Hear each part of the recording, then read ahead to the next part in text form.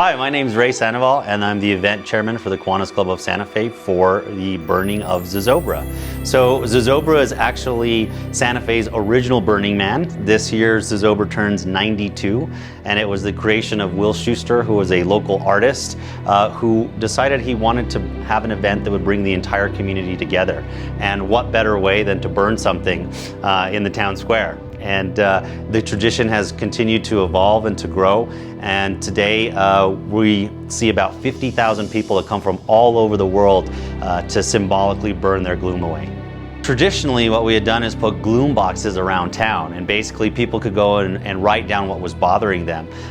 But since about 2013, we've had what we call Zozo Fest, which is an opportunity for the public to come and see Zozobra a week before his burning, and they can actually walk through all the art that the city produces. There's crayon drawings of Zozobra, there's sculptures, there's necklaces, there's almost everything that you can possibly imagine.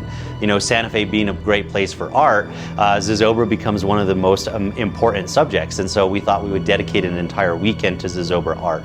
And as you mingle your way through these exhibits, the last thing you see is actually Zozobra himself, and that was something that was really important to us, which was to marry the idea of the Zozobra art show with the biggest piece of Santa Fe folk art, which is Zozobra himself.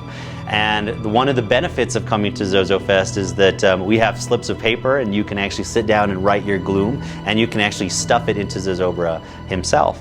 And I'll tell you that the first time that we offered this to the public, I really didn't understand how serious people would take this. But people would go and tear off the piece of paper and get a pen and go into a corner and just write. And I mean, sometimes people would write a lot.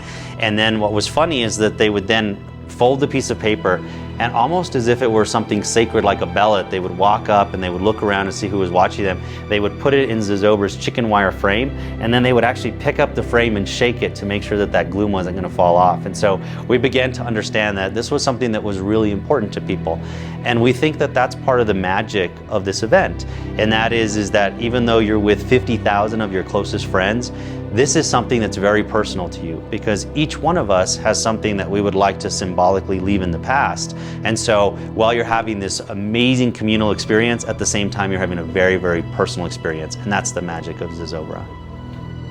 The 92nd annual Burning of Zozobra will take place on Friday, September 2nd, which is the Friday of Labor Day. It'll be the 92nd burning. For the first time in Zozobra's history, we're going to be allowing premier seating, which is off to the stage right, and it will allow people to be just a few hundred feet away from Zozobra. So if you don't like loud noises and you don't like to feel that heat, you might want to stay away from that premium seating, because you will definitely be in the thick of it.